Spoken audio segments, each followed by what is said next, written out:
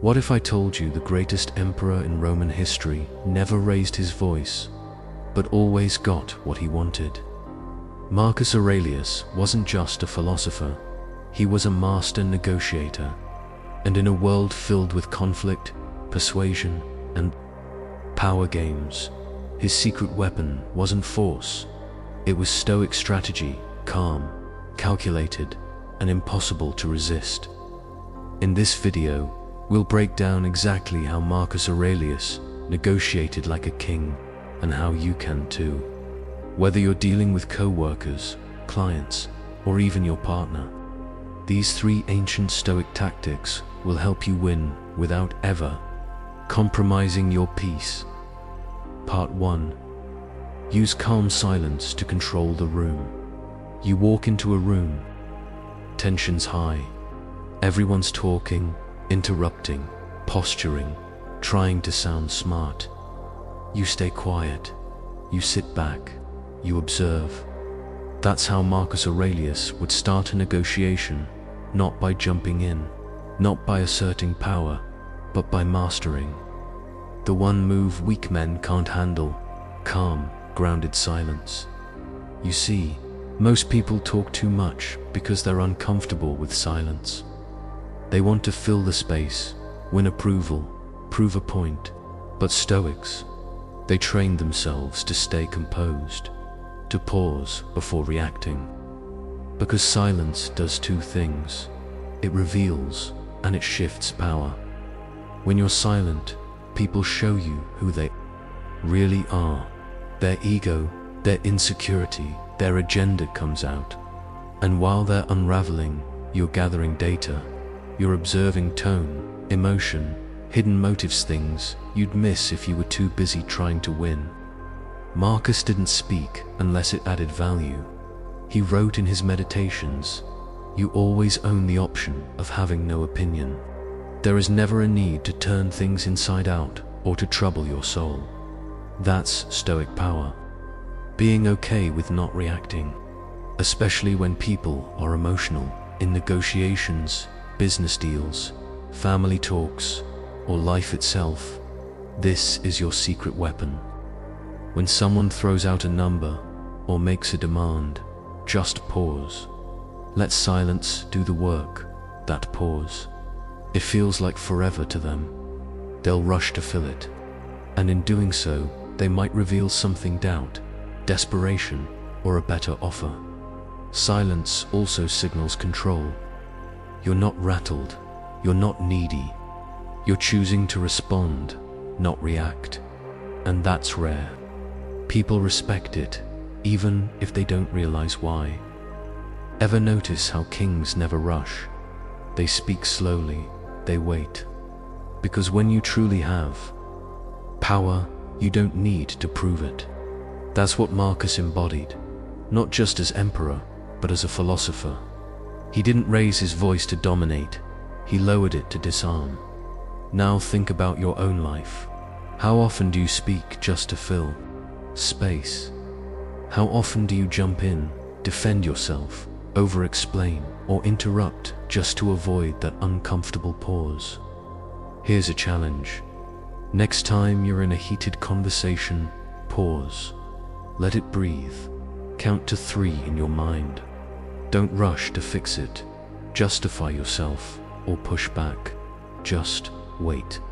You'll notice something powerful. The energy shifts. People lean in. They become unsure. Because silence creates space, and space is where leverage is built.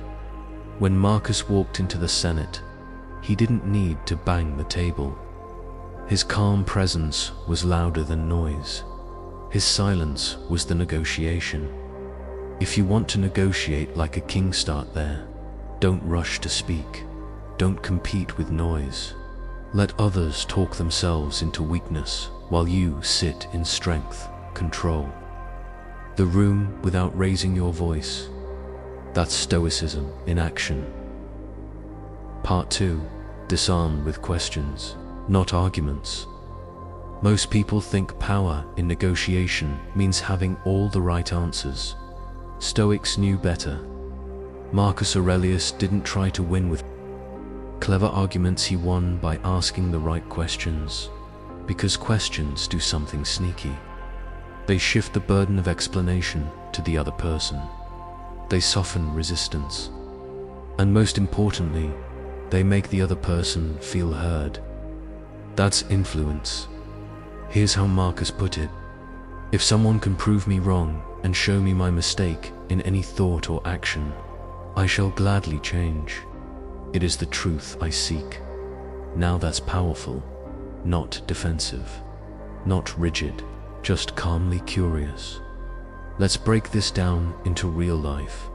Imagine you're in a salary negotiation. Instead of saying, "I deserve more money because I've worked hard," you say, "Can you help me understand how compensation decisions are made here?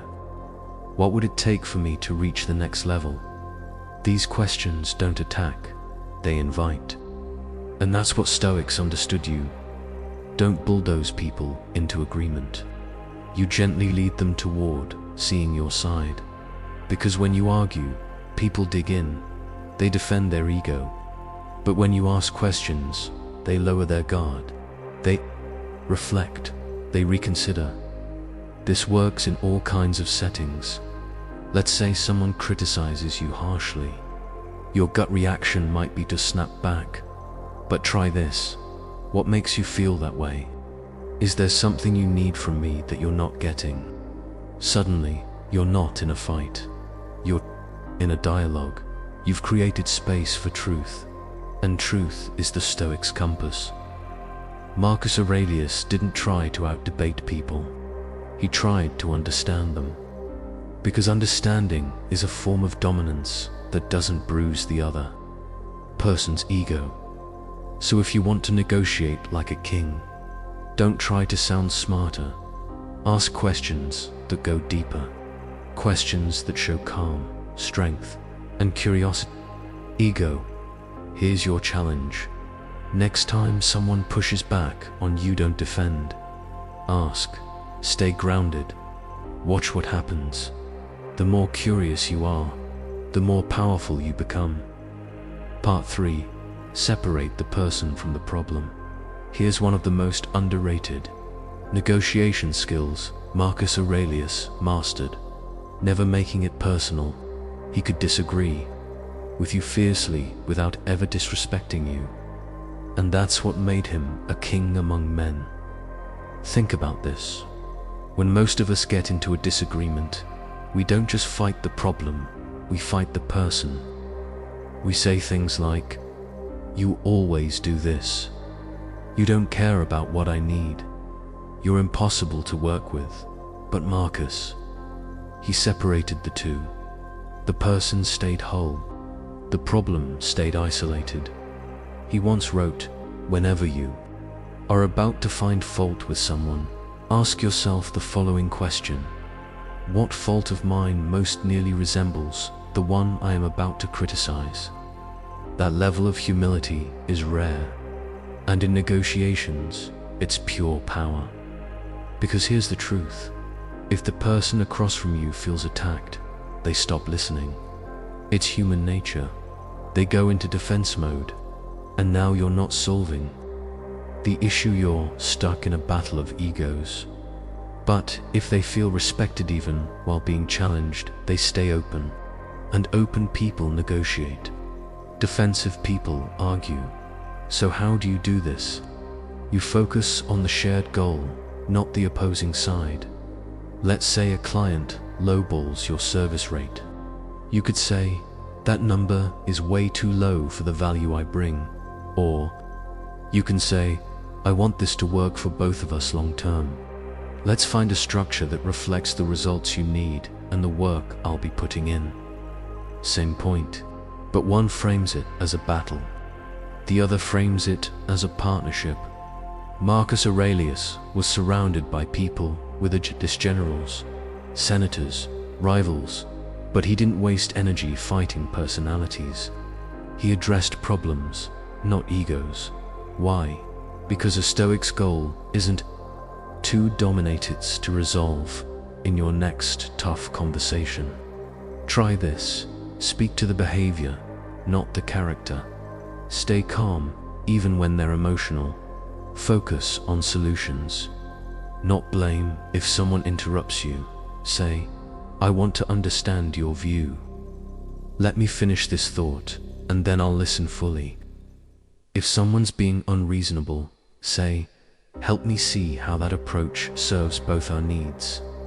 Now you're not just negotiating, you're leading. Calmly, respectfully, stoically. And here's the twist. When you treat people with respect in moments of disagreement, they respect you even more. Because most people can't do that. Most people either cave in or lash out, but not you. Not anymore. You'll separate the person from the problem, and that's how you'll win the moment and their loyalty.